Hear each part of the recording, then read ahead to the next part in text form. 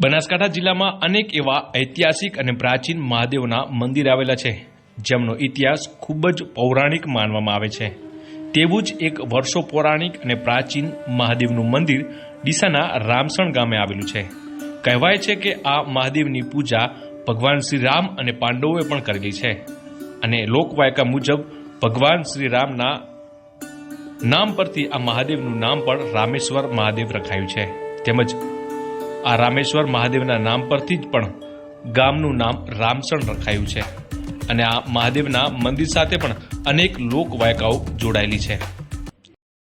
મારું નામ છે ગૌસ્વામી રણછોડ ભારતી લાધા ભારતી, રામેશ્વર મહાદેવના પૂજારી।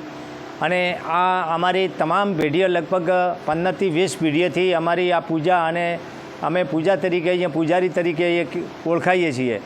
હવે આ મંદિર પુરાણી છે, પુરાણી એટલે આમાં હજારો વર્ષ થઈ ગયા છે। અહીંયા રામેશ્વર રામ પણ અહીંયા પૂજા કરીને નીકળેલા અને પાંડવે પણ આ રામેશ્વર મહાદેવની પૂજા કરેલી। રામે અહીંયા પૂજા કરવાથી રામેશ્વર મહાદેવનું નામ પાડવામાં આવ્યું અને રામેશ્વર મહાદેવનું નામ પાડવાથી રામસણ નામ પણ પાડવામાં આવ્યું। અને અહીંયાથી પુરાણી અહીંયા અવારનવાર જાત્રાળુ પણ આવે છે। લગભગ અહીંયા કોઈ મનતાઓ એવી કરે છે, મનકામના પણ ભગવાન પૂરી કરે છે। અને કોઈ ગાંઠ ગોમડા મચ્છા, બ્લડ મચ્છા અને કેન્સર અમારા રામસણ ગામની અંદર 4-5 જણાને મટાડી દીધા। સિવલમયથી ના પાડેલો ભાઈ તમે હવે ઘેર લઈ જાઓ અને એ લોકોને અહીંયા માનતા કરી અને ડાયરેક્ટ ગોળ ભારોભાર અને એટલું અનાજ કબૂતરને નાખવામાં આવ્યું અને આ મંદિર રામેશ્વર મહાદેવનું પુરાણી કહેવામાં આવે છે। અહીંયા અમારા રામસણ ગામની અંદર લગભગ અમારે 5000 ઉપરની વસ્તી છે। અહીંયા વાઘેલા પરિવારના 400 ઘર બોલે છે જૂના પુરાણી।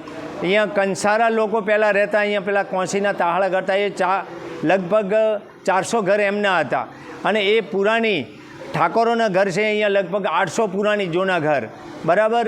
એમ કરીને લગભગ અમારે 5000 ઘરની વસ્તી અહીંયા હાલમાં બોલે। અને અવારનવાર અહીંયા કંસારાનો જે અમારે ટીપુડી નદી કહેવામાં આવતું, અહીંયા શંકર ભગવાનના જોડે અહીંયા નદી ચાલે, પુરાણી નદી ચાલતી। એની અંદર જ્યારે નદી આવી હતી ત્યારે કંસારાના છોકરા તણાઈ ગયા હતા, નાના મોટા બધા તણાઈ ગયા હતા। એટલે એ લોકોએ એક બાઈએ એવો શ્રાપ આપ્યો હતો, થોનેલાથી એમને પેલો કરી અને એમને શ્રાપ આપ્યો હતો કે આજથી આ તું નદી ના આવતી ટીપુડી।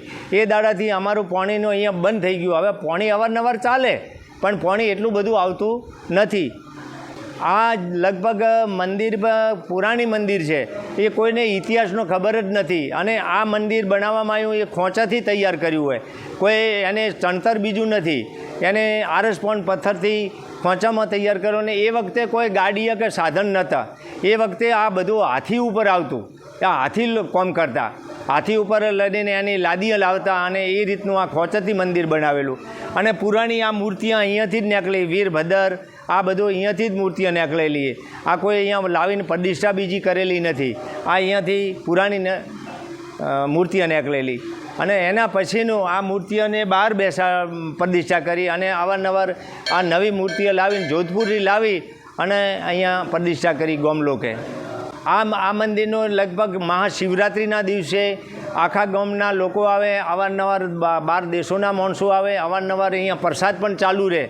અને 14ના દિવસે અહીંયા મેળો ભરાય, બરાબર। અને માણસોને બધે અવારનવાર જાત્રાળુ આવે, દૂર દૂરથી આવે, બોમ્બે, સુરત, નવસારી અને ગોળ ભારોભાર મનતા કરવામાં આવે અને ગામ લોકો પણ આવે। આ હોળીનો જે તહેવાર આવે એમાંય અમારે હોળી મનાવતા નથી। કેમ મનાવતા નથી કે રામનો અહીંયા રામના હાથે આ બધી પ્રતિષ્ઠાઓ થયેલી, રામના હાથે પૂજાઓ થયેલી, એટલે રામનો પેલું છે એટલે અહીંયા અમારે હોલિકા પ્રગટ ગોબર નથી કરતા, પેલા જે આવે એ પણ નથી કરતા, ખાલી શાસ્ત્ર કરે છોકરાને પગે લગાડવા માટેનું।